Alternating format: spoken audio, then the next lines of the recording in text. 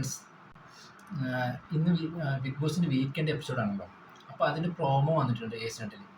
അതിൽ നമ്മൾ ആ പ്രോമോയിൽ കാണിക്കുന്നത് നമ്മൾ ഒരു ആൾ ഇങ്ങോട്ട് എൻട്രി ആവുന്നുണ്ട്, അതായത് നമ്മുടെ ബിഗ് ബോസിൻ്റെ ഉള്ളിലേക്ക് വരുന്നുണ്ട്.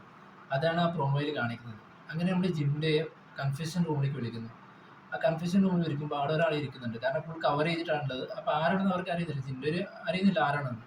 അപ്പോൾ ജിൻഡയോട് പറയുന്നു, നീ അവനെ കൂട്ടിയിട്ട് അതിൻ്റെ ഉള്ളിലേക്ക് പോകാൻ, ഹൗസിൻ്റെ ഉള്ളിലേക്ക് പോകാൻ പറയുന്നു.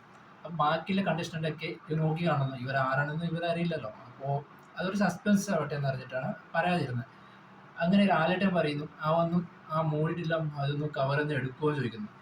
ആ സമയത്ത് അത് ആ പ്രോമോ അതുവരെ ഉള്ളൂ, അപ്പോൾ അത് കട്ടാവുന്നുണ്ട്. പക്ഷേ അത് ആരാണെന്ന് അറിയില്ല. ചിലപ്പോൾ വൈൽഡ് കാർഡ് എൻട്രി ആവാം, അല്ലെങ്കിൽ ആദ്യം പോയിട്ട് എവിക്റ്റഡ് ആയിട്ടുള്ള ആരെങ്കിലും ആയിരിക്കാം. പക്ഷെ എൻ്റെ ഇതിൽ ആദ്യം എവിക്റ്റഡ് ആയിട്ടുള്ള രതീഷ് ആയിരിക്കാനാണ് സാധ്യത. ചിലപ്പോൾ രതീഷ് ആയിരിക്കും വരാൻ സാധ്യത, കാരണം അവരാണെങ്കിൽ ആദ്യം ഒരു 1 വീക്കോ 2 വീക്കോ ഉണ്ടായിരുന്നല്ലോ. അപ്പോൾ നോമിനേഷൻ വന്നു, അയാളുടെ പേര് പെട്ടെന്ന് ഇട്ടു, അങ്ങനെ എവിക്റ്റഡ് ആയിട്ട് പോയിട്ടുള്ള വ്യക്തിയാണ്. അപ്പോൾ അയാൾക്ക് ഗെയിമിനെ കുറിച്ച് പഠിച്ചു വരുന്ന സമയത്താണ് അയാൾ പുറത്ത് പോയിട്ടുള്ളത്. അപ്പോൾ ഗെയിമിൻ്റെ ഉള്ളിലുള്ള ഗെയിംസ് ഒന്നും അറിയില്ല. അപ്പോൾ ചിലപ്പോൾ പുറത്തുനിന്ന് കണ്ടിട്ട് ഇതിന് ഉള്ളിലേക്ക് വരുന്നതായിരിക്കും ചിലപ്പോൾ. അങ്ങനെ ആയിരിക്കാൻ സാധ്യത. അപ്പോൾ എന്തെങ്കിലും